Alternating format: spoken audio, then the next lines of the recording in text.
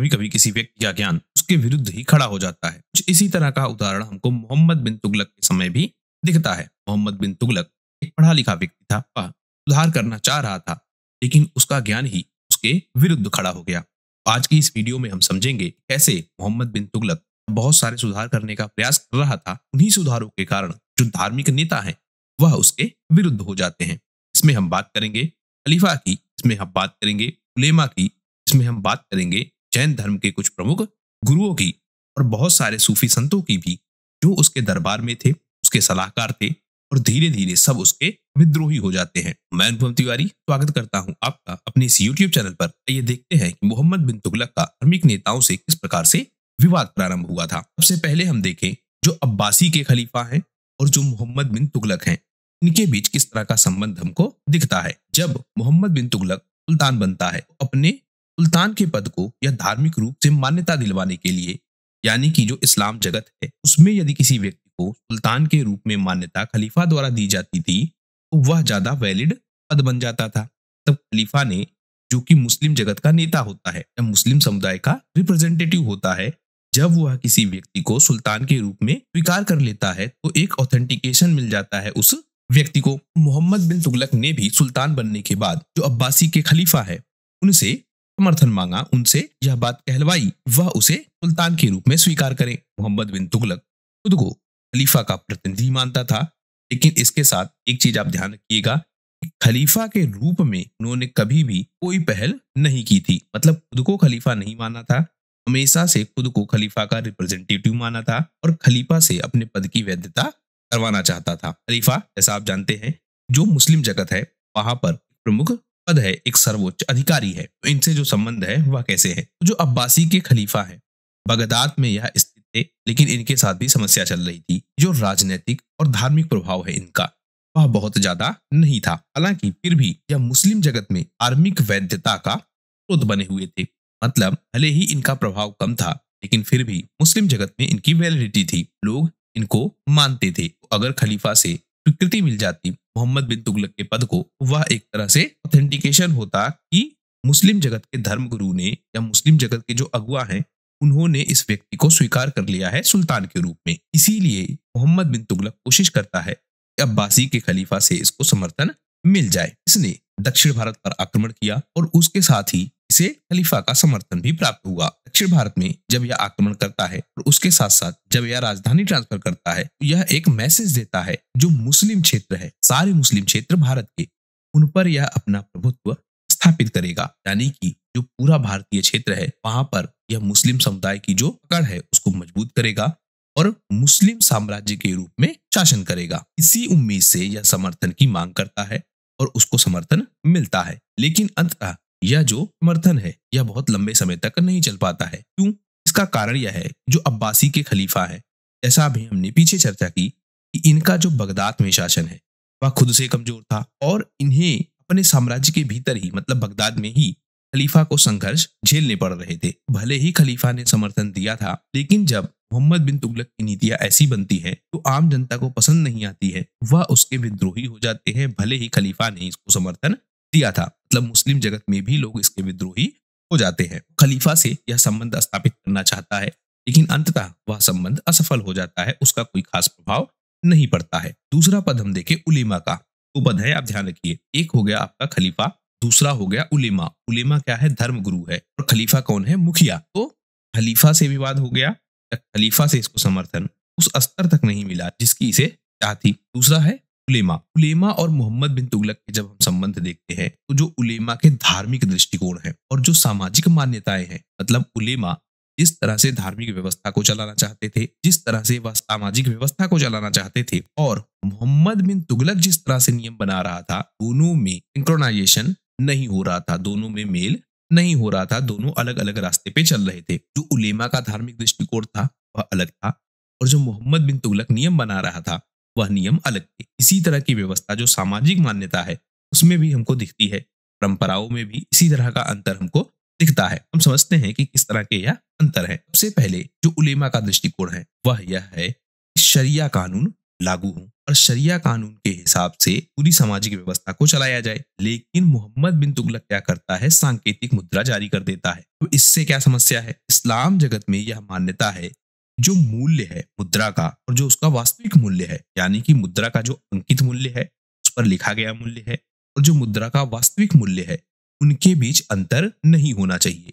सांकेतिक मुद्रा क्या थी? पर जो लिखा गया मूल्य था वह बहुत ज्यादा था, जबकि इसका वास्तविक मूल्य क्या था? बहुत कम था। उलेमाओं ने इस बात का विरोध किया। उसके बाद जो इसने राजधानी ट्रांसफर की, उसका विरोध भी उलेमा करते हैं। क्यों? क्योंकि यह इसने राजधानी ट्रांसफर की थी जिससे यह अपनी प्रशासनिक पकड़ को मजबूत कर पाए। लेकिन दिल्ली से इसने राजधानी ट्रांसफर कर ली। जो दिल्ली का क्षेत्र है, वहां पर जो मस्जिदें हैं, वहां पर जो धार्मिक संस्थान है, उन पर जो असर पड़ा, मतलब अब उनका ठीक से मैनेजमेंट नहीं हो रहा था, इसने अपनी राजधानी ट्रांसफर कर ली थी। जब राजधानी दिल्ली में थी तो इसका प्रशासन बहुत अच्छे तरीके से चल रहा था, इसका रखरखाव प्रशासन की तरफ से हो रहा था बहुत सही तरीके से। लेकिन जब राजधानी ट्रांसफर हो गई तो जो मस्जिदें हैं, धार्मिक संस्थान है, इनका रखरखाव ठीक से नहीं हो रहा था। यह भी एक कारण बना जिसके लिए उलेमा विरुद्ध में थे। अगला कारण हम देखें तो जो इसने बहुत सारे कर लगाए थे और उससे जो सामाजिक असंतोष पैदा हुआ था, यह भी उलेमाओं के विरोध का एक कारण था। क्योंकि कृषि कर इसने बढ़ाया। कृषि कर बढ़ाने से जो किसान है, व्यापारी है, यह सारे लोग बहुत परेशान थे। इससे समाज में क्या हुआ? असंतोष पैदा हुआ। और इस्लाम का जो न्याय है या जो इस्लामी व्यवस्था का न्याय है, वह मानता है इस समाज में जो आम जनता है उसके लिए मुश्किलें पैदा ना हो। उस समाज की जो आम जनता है उसके लिए सहूलियत प्रदान करे प्रशासन।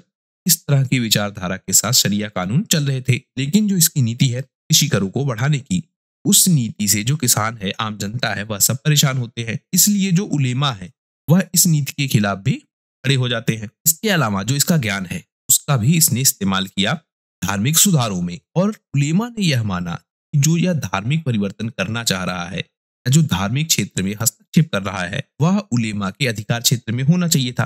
मतलब धार्मिक मामले उलेमा देखे यह वह चाहते थे, लेकिन यह धार्मिक व्यवस्थाओं में भी हस्तक्षेप कर रहा था। जैसे एक व्यवस्था आपको मिलेगी तुलुआत।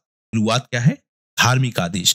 तो यह धार्मिक आदेश या तुलुआत में बदलाव कर रहा था। उलेमा इससे भी नाराज थे। धार्मिक आदेश जारी करने का या धार्मिक व्यवस्थाओं में परिवर्तन करने का जो अधिकार है वह उलेमाओं के पास है, और यह खुद धार्मिक व्यवस्थाओं में परिवर्तन कर रहा था। इससे भी जो उलेमा है वह इससे नाराज थे। इसके समाज में जो धार्मिक और राजनीतिक अस्थिरता है वह भी लगातार फैल रही थी, क्योंकि यह नई नई योजनाएं बना रहा था। इस्लाम जगत के जो सिद्धांत है उसमें परिवर्तन कर रहा था। उलेमाओं ने यह माना यह पूरी व्यवस्था को ही परिवर्तित करना चाह रहा है जिस पर उनका अधिकार है। इससे जो मुस्लिम समुदाय है उसमें भी असंतोष फैल रहा था, क्योंकि यह धार्मिक समानता की वकालत कर रहा था। यह कह रहा था कि जितने भी धर्मों के लोग हैं वह सब बराबर है। लेकिन इससे क्या हो रहा था, जो मुस्लिम समुदाय है वह नाराज होने लगा, क्योंकि इससे पहले के जो सुल्तान है वह मुस्लिम समाज को वरीयता दे रहे थे। इसने मुस्लिम समाज को वरीयता नहीं दी, बल्कि सबको समानता की दृष्टि से देखा। इसलिए भी जो मुस्लिम उलेमा है वह इसके विरुद्ध हो जाते हैं। अब हमको एक शब्द मिलेगा अल सुल्तान जिल्ली अल्लाह। यह शब्द आप ध्यान रखिएगा, यह मोहम्मद बिन तुगलक का ही एक नाम है। तो मोहम्मद बिन तुगलक का एक प्रसिद्ध उपनाम है अल सुल्तान जिल्ली अल्लाह। इसका अर्थ क्या है? अल सुल्तान का अर्थ है राजा या शासक, जिल्ली अल्लाह का अर्थ है अल्लाह की आया। खुद को यह अल्लाह का प्रतिनिधि मानता था और इसीलिए इसका नाम हमें अल सुल्तान जिल्ली अल्लाह मिलता है। इसने खुद को जो इस्लाम जगत है उनके एक धार्मिक नेता के रूप में प्रेजेंट किया। खुद को यह इस्लाम जगत का अगुआ मानने लगा था। तो यह नाम आप जरूर ध्यान रखिएगा, यह आपसे पूछा जा सकता है। अब हम देख लेते हैं कि जो मोहम्मद बिन तुगलक का ज्ञान है और शिक्षा में जो उसकी रुचि है, इसने उलेमाओं के विरुद्ध या इसने उलेमाओं के साथ किस तरह से प्रतिक्रिया प्रारंभ कर दी, यानी कि उलेमाओं से किस तरह विरोध प्रारंभ हो गया। पीछे हमने बहुत सारी चर्चाएं देखी, लेकिन अब हम कुछ और देख लेते हैं। जैसे जो इसका धार्मिक ज्ञान है, प्रशासनिक ज्ञान है, यह दोनों एक साथ चल रहा था। मतलब धर्म का जो इसका ज्ञान था, जो इसका प्रशासनिक ज्ञान था, यह दोनों को मिलाकर समाज चलाना चाह रहा था। लेकिन उलेमा का कहना था कि धार्मिक ज्ञान पर उनका अधिकार है, प्रशासनिक ज्ञान पर राजा का अधिकार है। मतलब प्रशासनिक निर्णय राजा ले, धार्मिक निर्णय उलेमा ले, और उससे संबंधित नियम कानून भी इसी तरह बने। तो जब यह अपने धार्मिक ज्ञान के कारण, मतलब इसने बहुत सारी किताबें पढ़ी थी और उस ज्ञान का इस्तेमाल करके यह नियमों में परिवर्तन कर रहा था, उलेमा इसके विरुद्ध खड़े हो गए। उलेमाओं ने यह माना धार्मिक हस्तक्षेप हस्तक्षेप हो रहा है, उनकी जो सत्ता है उलेमा की, वह सत्ता यह कमजोर कर रहा है और उलेमा इसके विरोधी हो गए। सांकेतिक मुद्रा, अर्थव्यवस्था में सुधार, यह सब कुछ जो इस्लाम के आर्थिक सिद्धांत है, सांकेतिक मुद्रा भी हमने पीछे देखा, तो इन सब ने विरोध पैदा कर दिया। तो धार्मिकता है, में संतुलन की कमी है, वह भी दिखती है। जैसे उलेमा मानते हैं जो धर्म है और जो सत्ता है उसमें संतुलन होना चाहिए, राज्य के कार्यों में धार्मिक हस्तक्षेप नहीं होना चाहिए। लेकिन तुगलक क्या कर रहा था, या मोहम्मद बिन तुगलक क्या कर रहा था, धार्मिक हस्तक्षेप कर रहा था। उलेमाओं ने इस बात को अस्वीकार कर दिया। वह मान रहे थे यह एक तरह से उनका विरोध है, उनकी सत्ता को चैलेंज है। उलेमा लगातार इसके विरोधी होते गए और अपनी सत्ता को बचाने के लिए उलेमा लगातार इसके विरोधियों का समर्थन भी करने लगे। धीरे धीरे यह विवाद बढ़ता रहा और जो उलेमा के सिद्धांत हैं और मोहम्मद बिन तुगलक के जो सिद्धांत हैं, इनमें बहुत बड़ा गैप आ गया और यह विवाद लगातार बढ़ता गया। अब हम देखते हैं मोहम्मद बिन तुगलक कुछ नीतियों में परिवर्तन करता है जिससे इस विवाद को सुलझाया जा सके, क्योंकि जो इस्लामी धर्मगुरु है उलेमा, वह लगातार विरोध कर रहे थे। उसके कारण इसने कुछ बदलाव किए। इसने जो कर हैं उन करों को समाप्त कर दिया, क्योंकि उलेमा भी पीछे कह रहे थे कि इसके नियम कानून जो हैं वह समाज में शोषण का काम कर रहे हैं, गरीब आदमी परेशान है और राजा को ऐसा नहीं होना चाहिए, सुल्तान को ऐसा नहीं होना चाहिए। इसने करों को हटा दिया और उस्र और जकात, यह दो कर जारी रखे। उसके अलावा जितने भी कर थे किसानों पर लगने वाले, उन सभी करों को इसने हटा दिया। उलेमा का जो आर्ग्यूमेंट था या उलेमा का जो विवाद था, उलेमा की जो शिकायतें थी, उसको इसने दूर करने का प्रयास किया करों को समाप्त करके, लेकिन उस्र और जकात को जारी रखा। उस्र क्या है? उस्र एक तरह का कृषि उत्पादन कर है, मतलब कृषि में जितना उत्पादन हो उसके हिसाब से उस्र लिया जाता था। और जकात क्या है? जकात अपनी आय में से एक हिस्सा निकालना होता है और यह दोनों परंपराएं मुस्लिमों के लिए लागू थी। तो जो मुस्लिम जगत से जुड़े लोग हैं वह जकात निकालते थे, अपनी आय का हिस्सा निकाल देते थे, जिससे जो गरीब आदमी है उसको कुछ संपत्ति मिल सके, उसको कुछ सहायता हो सके। इसी तरह जो उस्र है वह क्या था? यह 10 से 5% तक टैक्स का रेट था, मतलब कृषि उत्पादन जितना होता था उस पर 1/10 भाग या 1/20 भाग लिया जाता था कर के रूप। और यह कर लेने के बाद गरीब और जरूरतमंद लोगों में बांट दिया जाता था। जो सामान्य कर है या जो सामान्य कृषि कर है और उस्र में क्या अंतर है? उस्र कलेक्ट किया जाएगा और कलेक्ट करने के बाद डिस्ट्रीब्यूट कर दिया जाएगा, लेकिन जो कृषि कर है यह कलेक्ट किया जाएगा, लेकिन कलेक्ट करने के बाद उसमें राज्य का हिस्सा भी होगा। उस्र में राज्य का हिस्सा नहीं था। इसी तरह जो जकात है, जकात में भी राज्य का हिस्सा नहीं होता था, बल्कि जकात लोग अपनी इच्छा से निकालते थे और गरीब लोगों को पहुंचाने का प्रयास करते थे। जकात की बहुत मान्यता है इस्लाम जगत में। इस्लाम के जो 5 स्तंभ हैं उनमें से एक माना जाता है जकात। उस्र और जकात को जारी रखा। इसके अलावा जितने भी कर थे, उलेमाओं के विवाद के बाद उन करों को समाप्त कर दिया। इसके अलावा इसने जो इस्लामी सिद्धांत हैं उनकी उन्नति के लिए भी कार्य प्रारंभ किया। केवल उन्हीं करों को जारी रखा जो इस्लामी कानून से जुड़े हैं, इस्लामी परंपराओं से जुड़े हैं। उलेमा के विरोध के बाद इसने सुधार करने का प्रयास किया, लेकिन उस समय अकाल पड़ा और जो फसल की उत्पादकता है वह गिर गई। अकालों ने और फसल की असफलताओं ने इसके खिलाफ फिर से विद्रोही पैदा कर दिए, क्योंकि अब लोगों की आय फिर से घटने लगी और अंततः द्रोह और आर्थिक अस्थिरता इसके साम्राज्य में फैल गई। तो जो इसने नीतियां परिवर्तित की उसके कुछ सकारात्मक और कुछ नकारात्मक प्रभाव हमको दिखते हैं। सकारात्मक प्रभाव में हम देखते हैं कि जब इसने इनिशियल लेवल पर अपनी व्यवस्थाएं चेंज की, जो सामान्य जनता है उसको कुछ राहत मिली, क्योंकि इसने बहुत सारे करों को हटा दिया था। जनता में इसके प्रति कुछ विश्वास पैदा हुआ। लेकिन इसका जो यह कदम है यह राजस्व में कमी का कारण बन गया, क्योंकि यह कर कम ले रहा था, जो राजस्व है वह कम कलेक्ट हो रहा था और यह प्रशासनिक समस्या एक उत्पन्न हो गई। यानी कि प्रशासन के सामने एक समस्या उत्पन्न हो गई कि अब उसके पास टैक्स का कलेक्शन कम हो रहा है। तो सकारात्मक और नकारात्मक दोनों प्रभाव हम देखते हैं इसके बदलावों के पीछे जो उलेमाओं के विवाद के बाद हुए थे। अब हमको 2-3 फेमस नाम मिलते हैं, एक शेख शहाबुद्दीन, एक शेख मुइजुद्दीन और एक सैयद कमालुद्दीन। यह तीनों बहुत फेमस हैं और पूछा जाता है कि यह तीनों किससे संबंधित है। मोहम्मद बिन तुगलक से यह संबंधित है। यह तीनों इनके धार्मिक और प्रशासनिक सलाहकार थे। शेख शहाबुद्दीन कौन था? यह एक सूफी संत था और धार्मिक मामलों में यह सलाहकार का काम करता था। शेख विजुद्दीन, यह भी एक प्रमुख सूफी संत थे और धार्मिक गुरु के साथ साथ यह सैन्य सलाहकार भी थे। सैयद कमालुद्दीन अमीर किरमानी, यह भी एक सूफी संत थे और इनके प्रमुख धार्मिक सलाहकार थे। इसके अलावा यह धार्मिक शिक्षक भी थे। यह तीनों नाम आप ध्यान रखिएगा, यह बार बार पूछा जाता है। आगे हम देखते हैं एक निजामुद्दीन महमूद इलाही का नाम। यह भी एक सूफी संत थे और सूफी संतों में भी यह चिश्ती सिलसिले के संत थे। जो यह सूफी संत हैं शेख निजामुद्दीन महमूद इलाही, यह जो तुगलक का शासन है उसके खिलाफ थे। क्यों? क्योंकि यह तुगलक की नीतियों से संतुष्ट नहीं थे। इस तरह की नीतियां, जो उसकी धार्मिक नीतियां हैं और जो प्रशासनिक नीतियां हैं, उससे यह परेशान थे, उससे इनका विरोध। यह मानते थे जिस तरह की यह नीतियां बना रहा है वह कहीं न कहीं समाज को परेशान करेगी। इसकी जो कृषि कर की और जो आर्थिक नीति है उससे भी इनका विवाद है, उसको भी यह स्वीकार नहीं करते हैं। यह मानते हैं जो कर लगाए जा रहे हैं, सरकार की जो आर्थिक नीतियां हैं, इन सब से जो गरीब है और जो किसान है इनके साथ बहुत अन्याय हो रहा है, उनको प्रताड़ित किया जा रहा है और इनकी मदद करना उनका धर्म है। तो यह एक समर्थक के रूप में उभर कर आते हैं जो आपके गरीब हैं और जो आपके किसान हैं उनके। शेख निजामुद्दीन महमूद इलाही भी आते हैं। तो आप देख रहे होंगे एक तरफ खलीफा से विवाद, फिर उलेमा से विवाद, फिर जो इसके अपने सलाहकार है वह भी धीरे धीरे इसके अगेंस्ट होंगे। इसके अलावा महमूद इलाही जैसा सूफी संत, यह भी इनके अगेंस्ट होगा। अभी हम और लोगों को देखेंगे।